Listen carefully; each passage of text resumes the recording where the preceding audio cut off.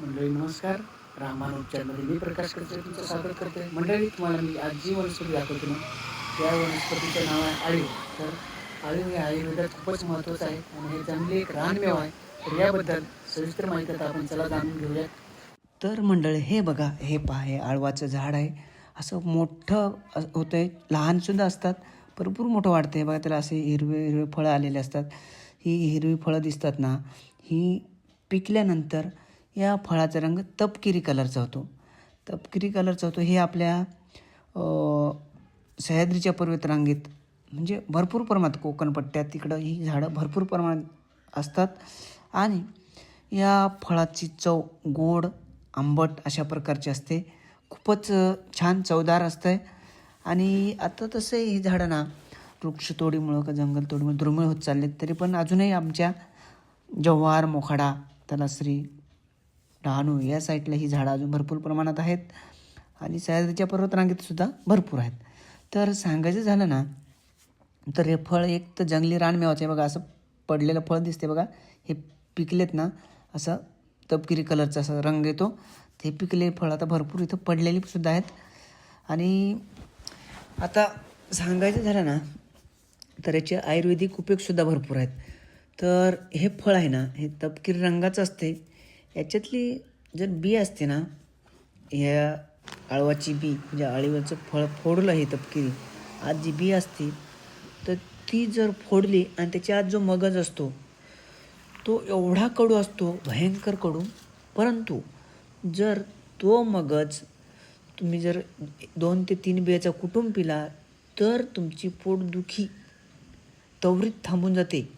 एवढ्या याच्यात आयुर्वेदिक आणि रामबाण घटक आहेत आणि खूपच गुणकारी. तर हे पूर्वीच्या काळापासून आपले जुने पारंपरिक मंडळी याचा वापर करत आलेत. तर हे तुम्हाला माहीत व्हावं, हे मला माहीत आहे, परंतु तुमच्यापर्यंत पोहोचवा हा एक माझा उद्देश आहे. कारण बरेचसे जणांना हे आळीव खातात, त्याचं फळ खातात, गोड लागते हे माहिती आहे, परंतु त्याची बी एवढी गुणकारी हे कोणालाही माहीत नसेल असा माझा तरी अंदाज आहे. फक्त चुकून आमचे जे ग्रामीण भागातले आमचे बांधव आहेत त्यांना माहीत असावं. तर मला हे आवर्जून सांगायचं वाटतं की ही जर बी कुठून केली तर तुमची कशीही पोटदुखी असेल तर ती थांबून जाते.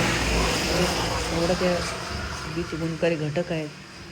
तसेच पूर्वीच्या काळी ना बघा, दवाखाने नव्हते जवळपास. आपल्या प्रसूतीकरता आपल्या दाई असायच्या, सुईणबाई म्हणजे सुईण आजी वगैरे ज्या वयस्कर काही बाया असायच्या सुईंचं काम करायच्या, तर त्या प्रसूतीकरता त्याच असायच्या. कारण दवाखाने पूर्वी नव्हतेच. दवाखान्यात जायचं झालं तर तालुक्याच्या ठिकाणी किंवा असं दवाखाने लांब लांब अंतरावर होते. तर काय करायचे म्हणजे आता मी हा पूर्वीचा उपाय तुम्हाला सांगतो आहे. तर हे बघा, हे आळवाचे बी मी आता मगाशी सांगितलं. हे बघा, हे आळवाचे बी आहे ना, हे काढलं ना बघा तपकिरी फळ, आणि ही बी आहे ना ती बी काढली, ती फोडायची. फोडल्यानंतर त्याचा तुम्ही पोटदुखीसाठी या बीमधील मगजाचा वापर करू शकता. खरंच खूप गुणकारी उपाय आहे.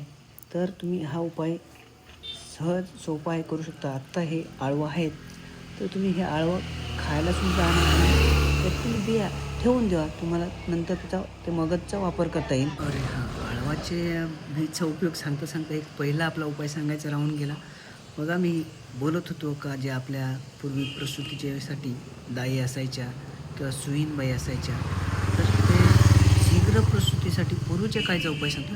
आत्ता सध्या कोणी वापरत नाही, पण तरी एक मी आता जुना उपाय सांगतो. शीघ्र प्रसूतीकरता म्हणजे प्रसूतीच्या वेळी त्या बाईच्या कमरेखाली आळवाची साल ठेवली जायची. त्यामुळे प्रसूती होण्यास मदत होत होती. आणि प्रसूती झाल्याबरोबर ती आळवाची साल काढून टाकायची. असा हा पूर्वीचा जुना उपाय आहे. तर तो आता आपल्या पूर्वजांनी किंवा आपल्या यांनी मला सांगितलेला होता, तो आता मी तुमच्यापर्यंत शेअर करतो आहे. म्हणजे काही असे होते का, काही वनस्पतीच्या साली किंवा काही अशा कमरेखाली ठेवल्या जायच्या आणि ते प्रसूतीच्या वेळेस सुलभ होण्यासाठी त्याचा उपयोग केला जायचा. तसा पूर्वीचे उपाय आहेत. तर मी तुमच्यापर्यंत हा पोहोचवण्याचा एक प्रयत्न केला. साल किती घ्यायची, 4 बोटाच्या मापाची म्हणजे चौंगाभर साल कमरेखाली ठेवायची आणि प्रस्तुती झाल्या काढून टाकायची. हा पूर्वी वापर करायचे.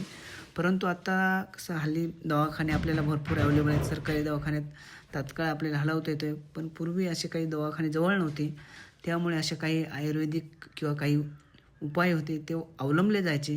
तर हे एक तुम्हाला माहितीसाठी मी इथे तुम्हाला हा उपाय सांगितलेला आहे. तुम्ही मंडळी कोणताही उपाय करताना ना तुम्ही आयुर्वेदिक तज्ज्ञ किंवा वैद्य यांच्या सल्ल्यानेच उपाय करा, जेणेकरून कसं आहे कोणत्याही याचा तुम्हाला त्याचा दुष्परिणाम व्हावा नाही, हाच यामागचा उद्देश आहे. फक्त तुम्ही एखाद्या तज्ज्ञ सल्ल्यांच्या यानेच उपचार करा. मी फक्त तुम्हाला या बाबतीत माहिती देतो.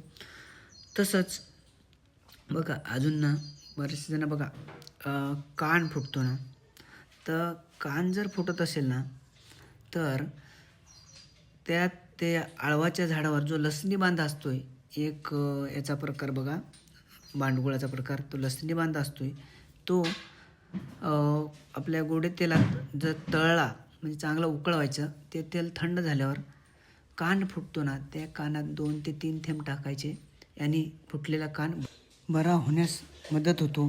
तर असे साधे सोपे हे पारंपरिक उपाय आहेत, तर तुम्ही हे उपाय सहज करू शकताय. तसंच बघा कुत्रा चावल्यावर हल्ली आता आपल्याला दवाखान्यात इंजेक्शन आहे, लस उपलब्ध आहे. परंतु पूर्वी जर श्वानदंश झाला म्हणजे कुत्रं चावलं, पिसाळेल कुत्रं चावल्यावर आळवाची बी आत जो मगज असतो ना, जो पोट दुखला होतोच मगज कुटून प्यायला द्यायचे सकाळ संध्याकाळचं 5 दिवस. तर आणि पिसाळलेलं कुत्रं चावलेल्या माणसाला हा उपाय पूर्वीचे लोक करायचे. तर मी हे सांगतो आहे. बरं हे कोणत्याही पुस्तकात किंवा तुम्हाला ग्रंथात अशी माहिती मिळणार नाही, तर ही आपली पारंपरिक माहिती आहे. तर मी तुमच्यापर्यंत एक सहज सोप्या आपल्या साध्या भाषेत पोहोचवण्याचा प्रयत्न करतो आहे. माझ्या मागे हा एक प्रामाणिक उद्देश आहे का आपले जे पूर्वजांना आपले नातेवाईक मंडळी ज्यांना माहीत आहे ते तुमच्यापर्यंत पोहोचवा, हाच या मागचा उद्देश आहे. तर मंडळी पावसाचं सुद्धा वातावरण झालेलं आहे, हवासुद्धा सुटलेली आहे आणि ढगसुद्धा काळे काळे झालेले दिसतात आणि आता रिमझिम पाऊससुद्धा पडायला सुरुवात झालेली आहे. त्यामुळे आत्ता मी आपली ही पारंपरिक आयुर्वेदिक माहिती आटोपताच घेतो आहे. तर आता नवीन माहितीसह पुन्हाच भेटूयाच. तोपर्यंत माझ्या जे व्हिडिओ आहेत किंवा माझ्या चॅनलला तुम्ही सबस्क्राईब करून ठेवा, जेणेकरून तुम्हाला नवनवीन माहिती येत राहील. तर मंडळी तुम्हाला मी आज जंगली मेवार अळीव याबद्दल दिली माहिती आवडली असेल तर माझ्या रामबाण चॅनल सबस्क्राईब करा, तुमचे नातेवाईक मित्रमंडळी यांना शेअर करा, जेणेकरून त्यांना याचा फायदा होईल. धन्यवाद.